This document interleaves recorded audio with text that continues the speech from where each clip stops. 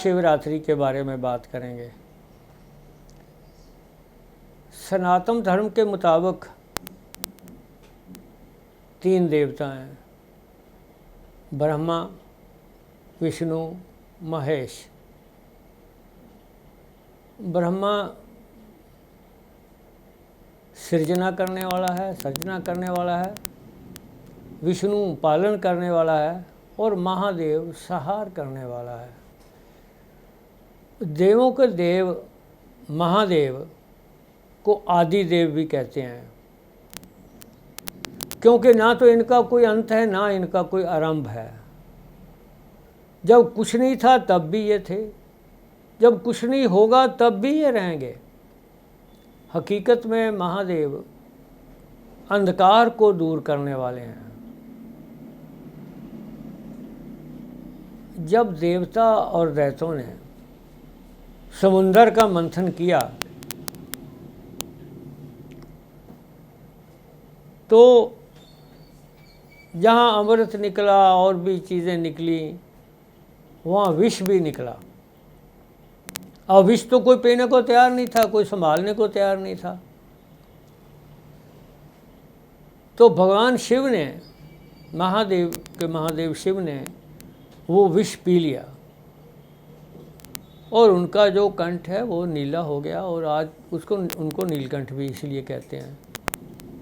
मगर दुनिया को उन्होंने अंधकार से बचा लिया। इसी तरह जब गंगा को दुनिया में कोई संभालने वाला, झेलने वाला नहीं था, तो भगवान शिव ने अपनी जटा को गंगा में समेटा और धरती पर गंगा को भेजा या गंगा आई। और इस तरह हजारों, लाखों, करोड़ों लोग गंगा में खुद नहा कर के, डुबकी लगा के, अपने पितरों के फूल डालकर और जो अंधकार है उसको दूर कर रहे हैं।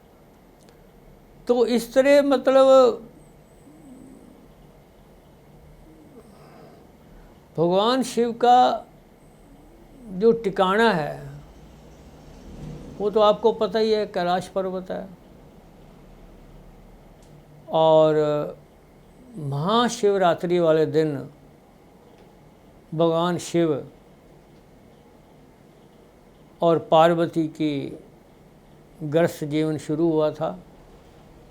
पार्वती को उन्होंने बतौर पत्नी स्वीकार किया था और गृहस्थ जीवन में प्रवेश किया था।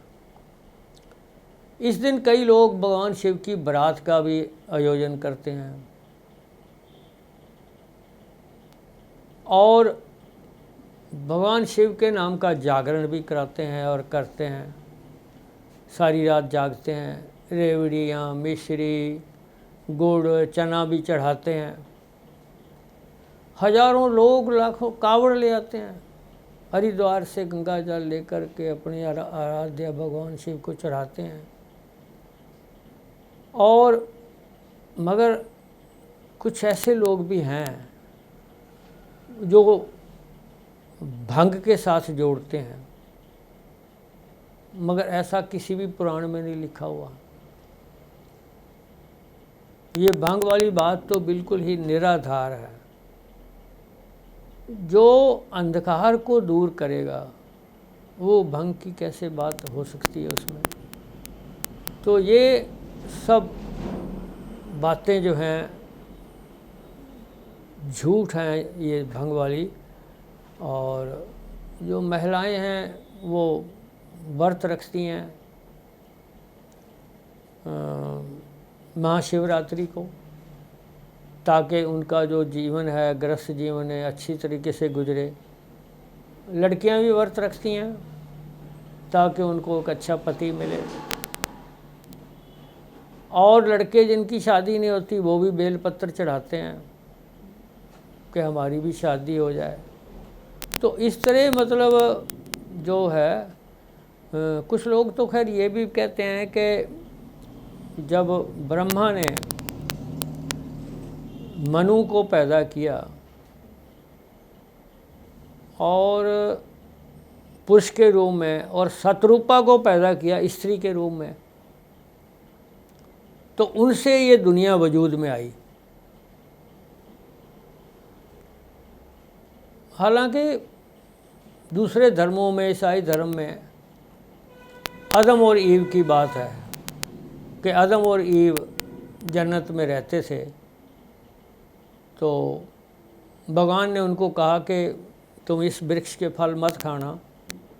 उन्होंने वो वृक्ष के फल खा लिए, तो भगवान ने उनको सज़ा दी कि तुम धरती पर चले जाओ। तो वहाँ से उनकी औलादें हम लोग हुए, इस तरह माना जाता है। और कहते हैं कि भगवान शिव का महारात्रि भी उसी दिन से ही मनाई जाती है जिस दिन ये दुनिया वजूद में आई। और कुछ ये भी कहते हैं कि भी भारत के अलावा नेपाल में भी, कुछ और देशों में भी भगवान शिव का महाशिवरात्रि मनाते हैं। और नेपाल में तो पशुपतिनाथ मंदिर है, वहाँ बहुत बड़ा होता है, फंक्शन होता है, और राष्ट्रीय दिवस उसको छुट्टी भी घोषित करता है नेपाल।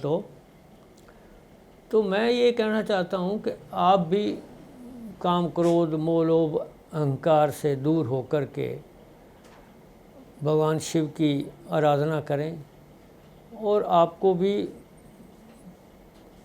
जो आप भी भवसागर से पार हो जाओगे। और शिवरात्रि तो हर महीने आती है, मगर महाशिवरात्रि साल में एक बार आती है। तो महाशिवरात्रि का मतलब ये है भगवान शिव का आराधना करनी, और भगवान शिव और भगवान कृष्ण एक ही माने जाते हैं, कोई दो रूप नहीं है।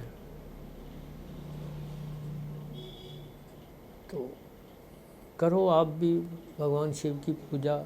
धन्यवाद।